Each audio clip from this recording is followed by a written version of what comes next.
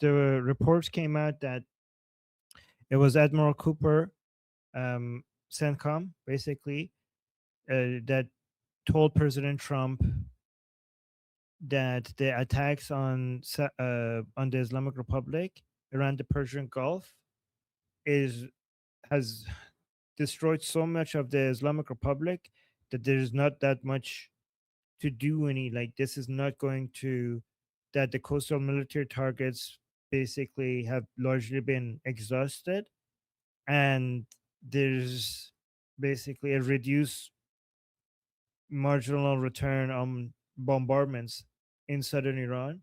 So there is no point in continuing the operations there because not much is going to come out of it. And they're saying that's the reason why the military operations have stopped. So the blockade is still there, but the military operations have stopped, and um, so special operation forces, U.S. special operation forces, are still deployed around the Persian Gulf, and they're enforcing the blockade. But kinetic operations have paused. Some people were suggesting that it's because of um, low munitions, missile interceptors. President Trump was mentioned on Air Force Ones. That's not the case. He said that's not the reason. But he did on put a pause on active bombings. It is also there's a theory that the pause is because they're getting ready for something bigger. I don't know if that's true, but the Islamic Republic is treating it as if it is. The bombing of the oil infrastructure in Saudi Arabia seems to suggest that the Islamic Republic is worried about something big about to happen, especially because Netanyahu is right now in the White House. I think so is Zelensky. I think both Zelensky and uh, Prime Minister Netanyahu are in the White House, which is interesting. I don't. There were reports that they're not meeting. They're not gonna. I don't know if there's going to be any direct meetings between Prime Minister Netanyahu and Zelensky, but that's interesting that this is happening because we also know that Zelensky's attack on the Islamic Republic's shipments coming from Russia to Iran was that bombardment was pretty much was planned with Prime Minister Netanyahu. I mean, we don't know, no, but that has been reported, so I have to be careful about how I say this. Um, President Trump is signaling that he's interested in going back to negotiations, and the main point right now, main point of this agreement, is passage fees. So based on the MOU that they signed, the Islamic Republic is not supposed to collect any tolls. So they are saying we're going to collect service charges, which is basically tolls with a different name. The Islamic Republic wants to collect service charges instead of tolls. And apparently that's the main issue that they're talking about. The Islamic Republic wants the ships to go through the northern part of the Strait of Hormuz, and the United States wants the ships to go through the southern parts of the Strait of Hormuz. That's the main disagreement. I don't know if this is just a way to cover up for a big plan that the Americans are having, or this is actually the reason why they're going back to negotiations. This doesn't seem like where we should be when it comes to the deal negotiations. All of this, obviously, if once the United States is prepared to go back into full scale military operations, any talk of MOU negotiations deal, if it's serious, then I don't agree with it. The only way this would be something that I would agree with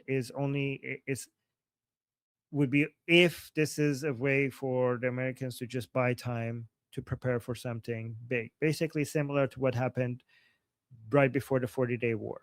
They were talking about a deal to buy time, and then February 28th, they were ready and they started bombing. So if this is that, it makes sense. If it's not that, it makes no sense. You don't solve the Strait of Hormuz problem by talking to the Islamic Republic. you solve it by ending the Islamic Republic. So let me see what you guys have to say. Also, guys, I forgot to read the super chats. I will read it after we go through this round, through this topic. So yeah.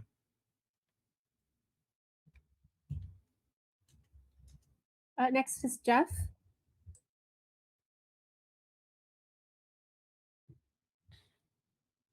Oh yeah, with regards to you know President Zelensky and Israeli Prime Minister Benjamin Netanyahu being there together.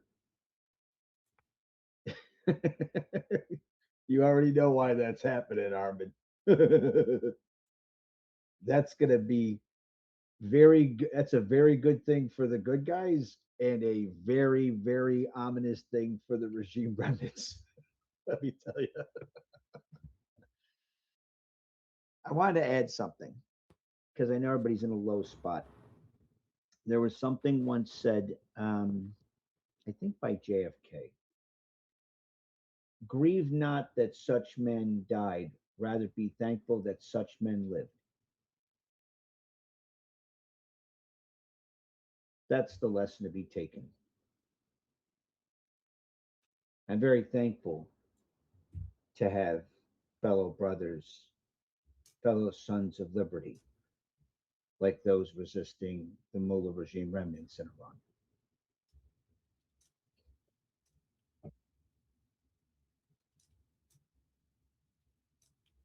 Next is Nets. I'm a little confused about whether I'm on topic, but I wanted to say something about the strike and the pause in strikes because of lack of targets. So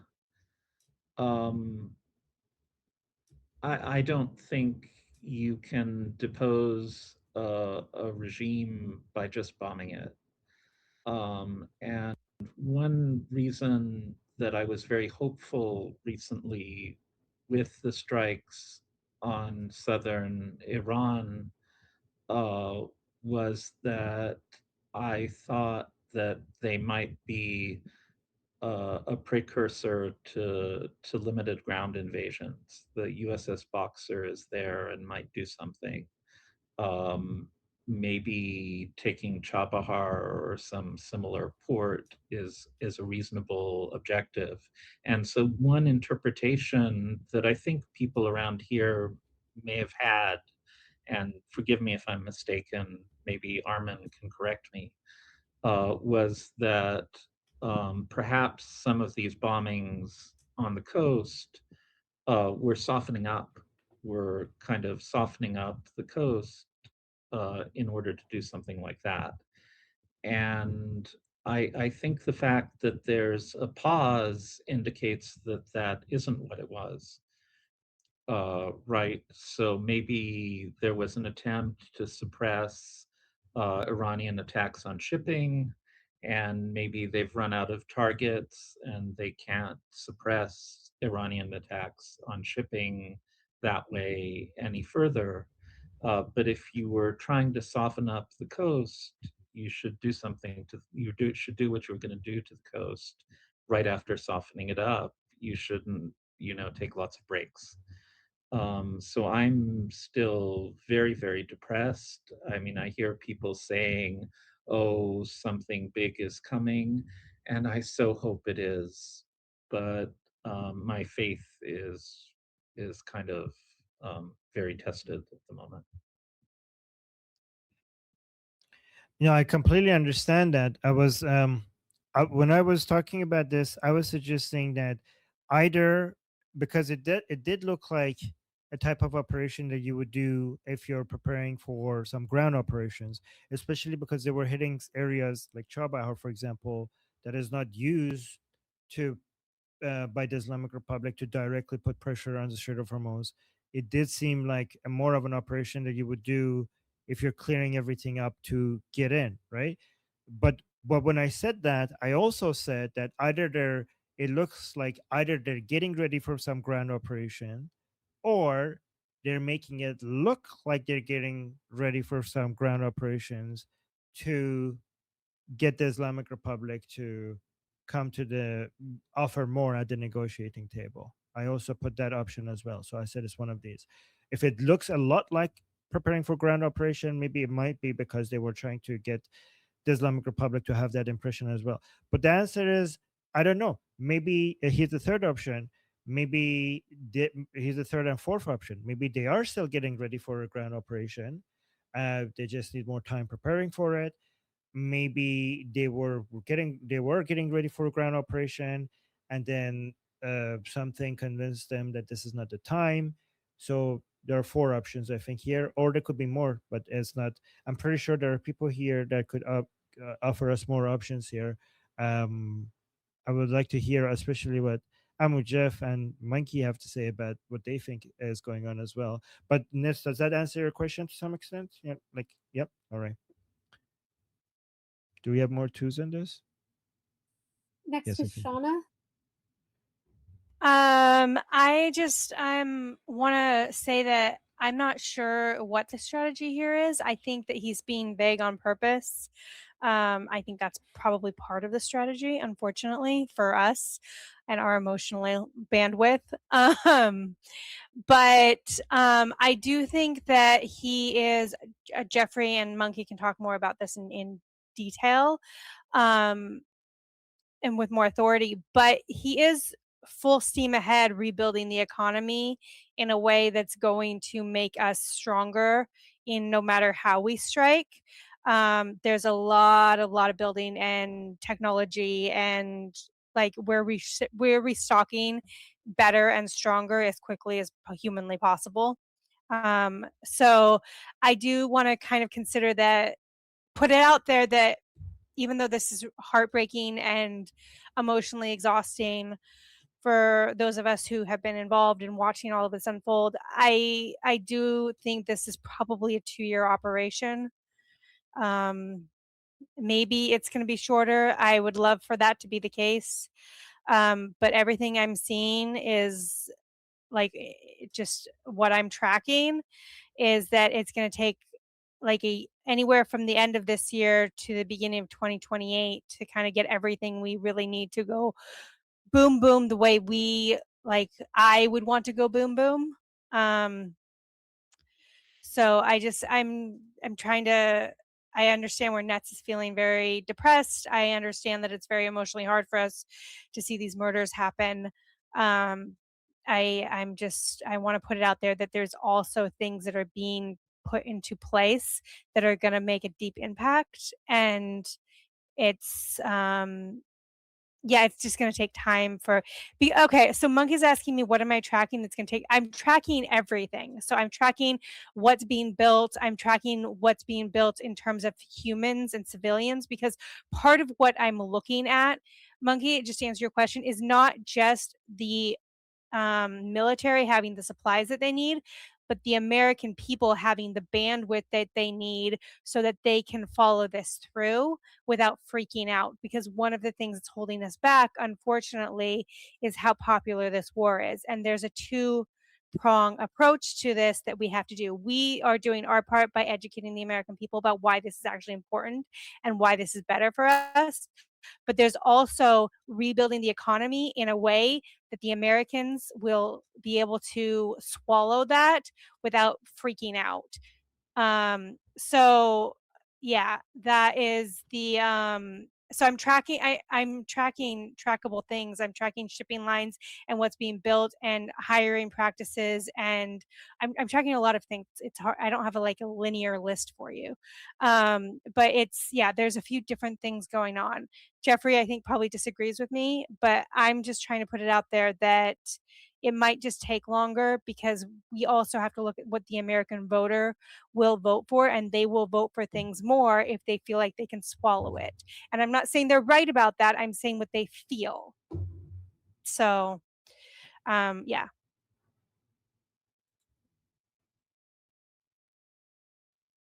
Next is Faithful Disciple. Yeah, I'll build on to what Shauna just said. I mean, I agree completely with what she said for sure. Besides lack of supplies, as being a possible reason for kind of where we're at, and again, the sensitivity just of the American voter for sure. I mean, that cannot be discounted. I mean, people are really highly sensitive, especially since and after the Iraq War. They just the sentiments are just so strongly against just conflict and boots on the ground that I think that's really a kind of a major factor and such. And something else I was just kind of wondering also as well, and this has not been reported or talked about as well, but I kind of wonder if how much pressure has maybe Donald Trump and the administration received, like say from Qatar and other Middle Eastern countries, who really do support the regime truly. Are they receiving kind of pressure from them as well? Yeah, I can see upset monkey. I don't like it as well. I hate the idea, but I'm just kind of wondering if that is a factor. I don't like it.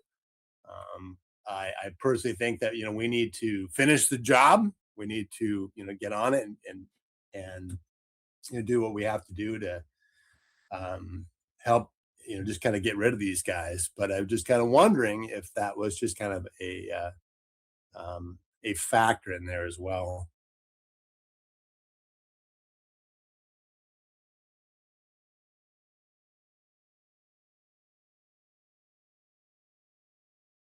I didn't know if you wanted to answer, Armin. Sorry, can you repeat the question? I was doing some research on the news.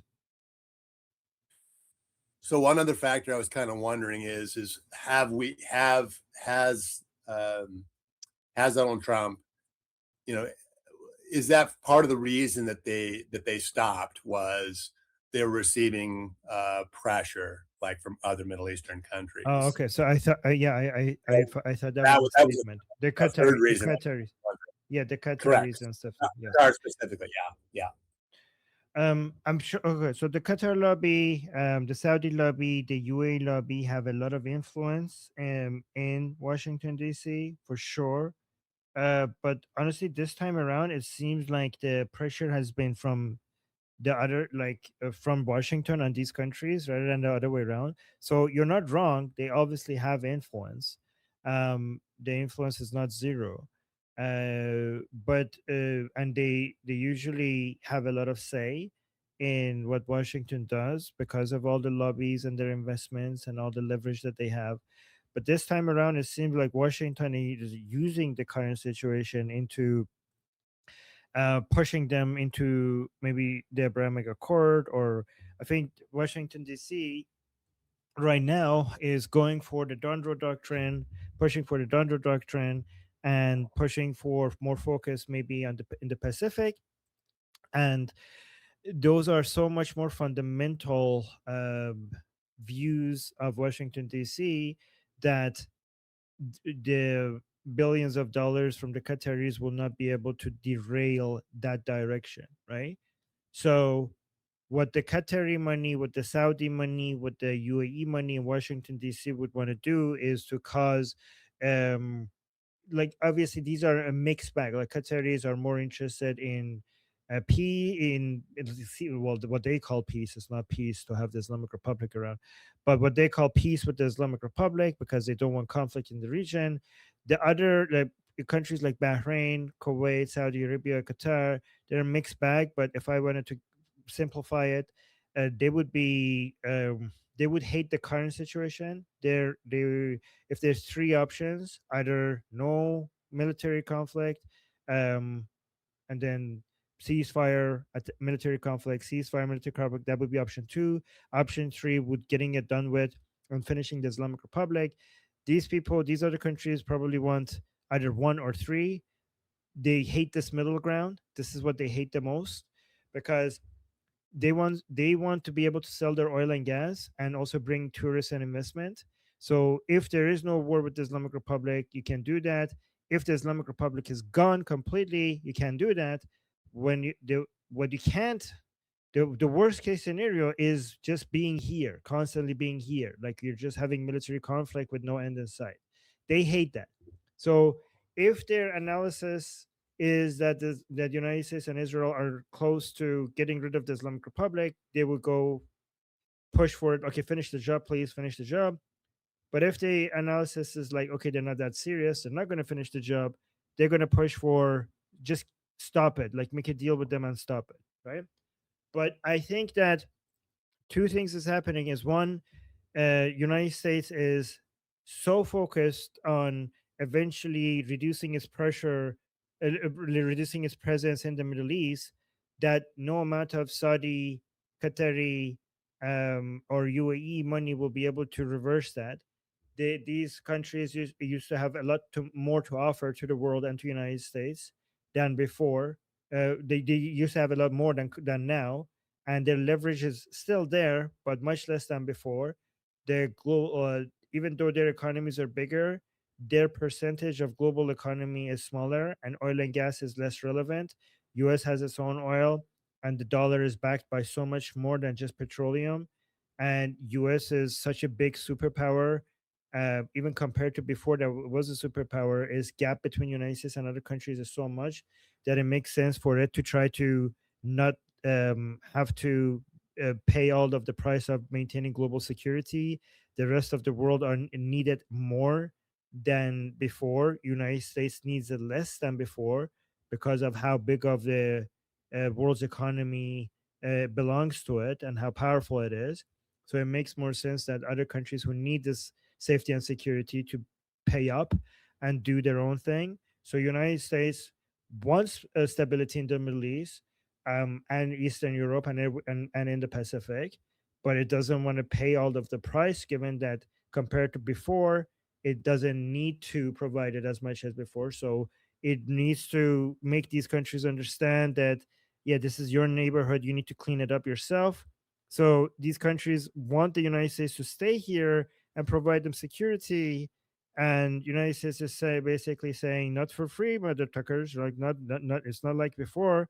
You need to do your own stuff. I'm here to sell you weapons if you want, but I'm not going to provide you free security services. So yeah, I mean, these countries will try to pressure DC for in one direction or another. But the entire amount of wealth and power that is at play when it comes to the competition between United States and China is so much bigger than any of these countries could afford to change. These forces, like these countries look rich and powerful and with a lot of influence in Washington DC, but we're dealing with forces way beyond these Arab countries, way above. Like we're in the middle of the fourth industrial revolution, and we're entering into a new chapter of what I call, Cold War II, what Ahmed Jeff will say World War III. So this is like the fourth industrial revolution is happening at the same as this. And the United States wants to make sure that it's positioned itself in a way that is ready for all of that. And some Arab countries spending oil money in Washington, D.C. will have some influence on that, but it's not going to completely derail it. And I think United States is using the lack of stability, the lack of security that these Arab countries have right now, as a way to push them into accepting the Abrahamic Accord and try to get at least some of them under the security umbrella of Israel uh, before it leaves this region. Will not leave completely before it reduces its presence in the region. So I think the pressure is mostly Washington D.C. on these countries rather than the other way around. I don't know. Does that answer your question? Oh, gotta run. He left. I didn't even get a chance to ask him if that answered the question. Do you guys think that answered the question? I think it hope it answered did. the question. Okay. I want to briefly go back to the main topic a bit. So I actually think that perhaps it's moved into a new phase, that the people that we would want to bomb, or we want the US to bomb, they're quite deep underground and they're quite entrenched in that. And maybe we can't get at them. And maybe they're going to go into a different phase. And I was just thinking about, and I've brought this up multiple times on Telegram with you, Armin, is The 110 lorries in mid-March that were a big deal for about 5 minutes, and then everybody stopped talking about them. And it was right at the point where the regime had no way of bombing them at all. And I believe that that was the drone shipment, because it was only like a week or two before that that the prince met with Zelensky. And we all know he's basically the drone king. So I think we've had about 4.5 months of training on drones all across Iran. That's my guess. Anyway, monkeys next. So wait, so lorry is a truck? Yes. Speak 110 American. We don't understand what you're saying. So lorry. Okay, I'm just kidding, by the way. Wheeler. That's a lorry. Yeah. Okay. Thank you. 110 of them coming from Tajikistan, and no one knew what they were, and it was just so freaking obvious to me. It had to be drones, because he met with them and then suddenly drones. It just made perfect sense, and that the regime was probably looking at it going, "Oh God, those are drones, aren't they? And we have no way of taking them out." And so they probably saw it and were absolutely terrified, and they should be. I hope they're terrified. I'd love to think of them being terrified. Anyway, monkeys next.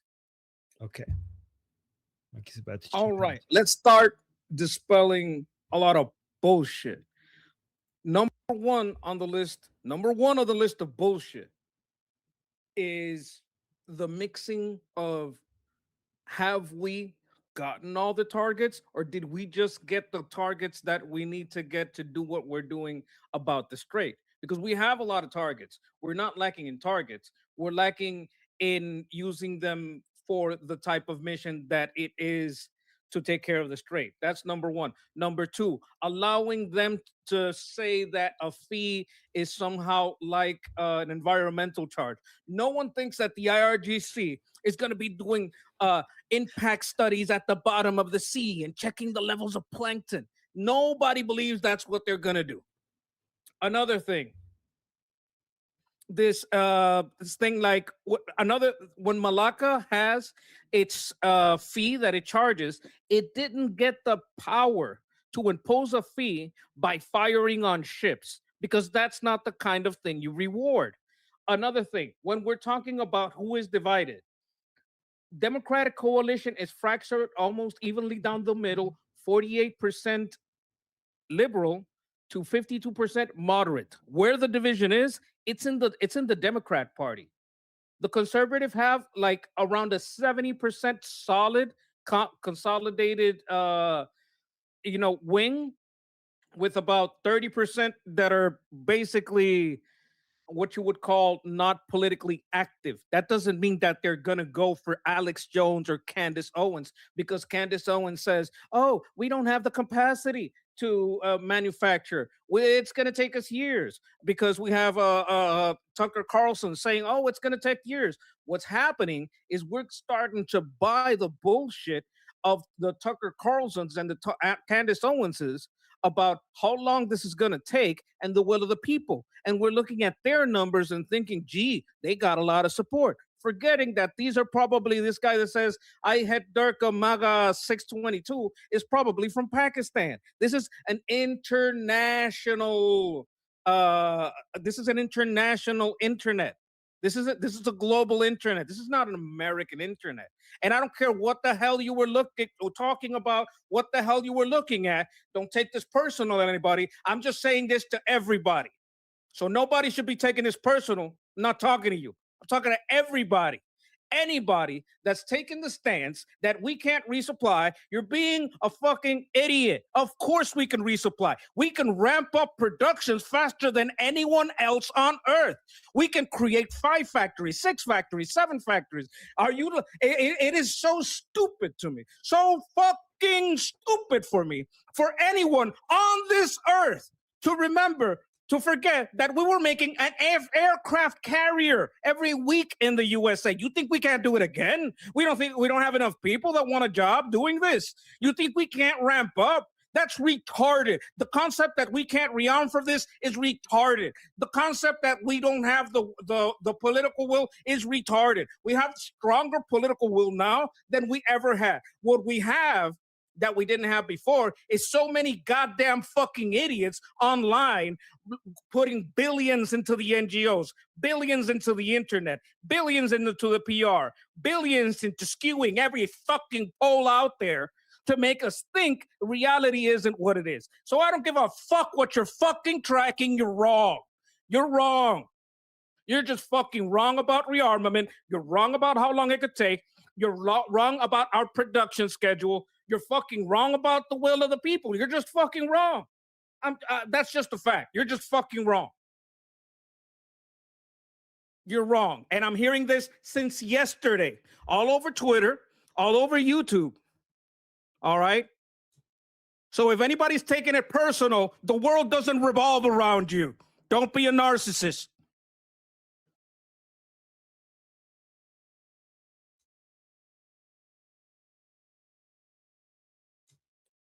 Next is Jeff, and he needs a screen share.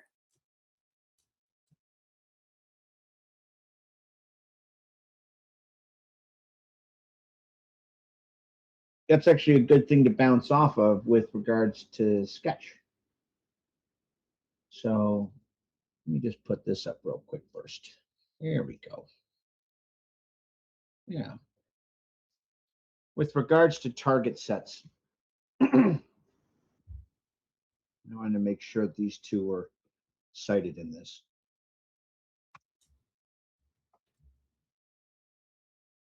Right? That's what was envisioned. That's how it goes out. Like I said, targets. So it's true. What Sketch has said is true. We've eliminated most of the targets in the Strait of Hormuz. There's still some left, not much. Who said that it's just the Strait of Hormuz that's being considered? It was just reported today. You know, President Trump's focus of his mass campaign is very much focused on the IRGC and the Basij. So what does that mean? Here's their conventional ground forces, just so everybody knows what they are, right? We're not going to be going after Artesh. There's the IRGC command machine. You know where all their shit's at. That's the ones that, of course, we haven't already turned into rubble. The Basij control lattice, all the way down to the urban and rural resistance districts. Know where all you fuckers are at. Nothing you can do about it. The regime's conventional ground arsenal. Know where all you fuckers are at. But what if we disperse? Doesn't mean anything. We have a 500-pound bomb for each and every one of you fucks. Well, what if we try to hide? You're not going to be able to hide. Well, what if we call Russia? No one gives a hot fuck. China, don't give a sweet and sour kung pao chicken fuck. Naval assets. So there's some left, between 1,500 to 4,000 to be sure, if you include drones and all the other shit that they did, right? No transferences neutral. Bad guys learn. Definitely got a 500-pound bomb for your ass too. So that's their consolidated assets, between 21,000 and 30,000. Add to that things like recognizing His Highness Prince Reza Pahlavi. Gee, we have President Trump, President Zelensky, Israeli Prime Minister Netanyahu in DC right now. Going after sweet, sweet oil money. I'm going to add one more thing with regards to what Sketch said. So it's true that there is some issue with regards to, let's see, can you guys see that? the 500-pound GPS guided purpose munitions? Just shake your head yes or no. Can you see it, Armin? Yes, All right, good it's deal. small, but I could hear it. I mean, see it. It's hard Now to read. can you see it? I made it bigger. Can you see? It's the same size. Is it the same size for you guys as well, guys? Or am I? You guys can't see. I made it bigger. Well, in any case, here's the distributed assembly model. Even if we, like 28,000 plus GPS guided 500-pound general purpose bombs is like less than 11%, like about 11.5% of our global stocks regarding GPS guidance systems that can be refilled from our global stocks inside continental United States between 3 and 27 days, depending on how many lines of assembly you have and how many hours you want to work have the guys work. So low end 3 days, high end 27. Very easy to sit there and replenish our forward based stocks. As far as like production, 9 months. So why did I share all of that? Yes, get that. Sketch is not wrong. So there is some issue regarding critical long-range strike munitions and defensive interceptors. That's very true. That does not mean that there isn't a wealth of other options available to us. And the current administration and President Trump is actively considering them. If he should choose to pull that trigger in the manner that was outlined, in 120 hours, the regime as a regime will cease to fucking exist. What do you think will happen? So what would happen after like 121 hours, like 1 hour after? What do you think happens to a bunch like 20 besieged douche canoes walking down the street with fucking machine guns in a sea of, say, 100,000 people whose families they fucking murdered, when they have no hope of any external assistance bailing them the fuck out? Uh-oh. Exactly what you think. That's true. They're going to sit there and try shooting at Iranian citizens, and they'll probably kill some, to be sure. After you only carry so many bullets and your rifle only shoots so fast, after that, you have everybody on top of you like a swarm of angry fire ants that will legitimately rip you apart with their bare fucking hands. So then the besieged goes, well, what if they sit there and like put all their people together so that way they can defend themselves? Fantastic. Take a guess what that makes a really good target for. Which way do you want to die? By mop or by mob? Oh, but what if they take their shit off like they're doing now and disperse into the fucking population? I'm sure they're going to do that, which is why you have things like the Immortals and Neo Savak operating inside Iran. Uh-oh. One way or another, the regime is going to die. I meant what I said, Armin, not to dismiss how horrible what they did was. Grieve not that such men died. Rather be thankful that they lived. And the best way you do that is making sure that we finish the job. All my love, brother, Javi Shaw. Javicha. Next is Halda. Kyle, can you hear me? Yes. I just have been thinking about this entire situation with Karg Island, the bombing, and how we have really been focusing on the coastline, and I mean, other targets, granted. But at the same time, Trump is constantly talking about Pickax Mountain, and we know the reason why. But I can't help but wonder if it's not possible that, the illusion that we are going to put ground troops in Karg Island might be a ruse. And that maybe it's possible, because it's been mentioned, I don't even know how many times, that the only way we could possibly get to, the nuclear whatever is down there in Pickax Mountain is through ground troops.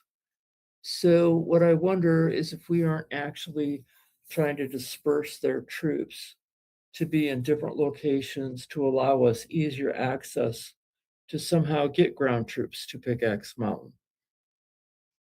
Through like maybe a big, combined effort to where we're hitting multiple targets at once to where they can't necessarily target back as rapidly as they normally might. And plus, if we could get into Pickaxe Mountain with ground troops, they wouldn't be able to target with missiles anyway because they wouldn't be able to get any further in than we could. So it's just a thought that would give us an advantage, at least with elevation. I mean, like I said, I am not a military, analyst by any means. It's just something that I've been thinking. That's it.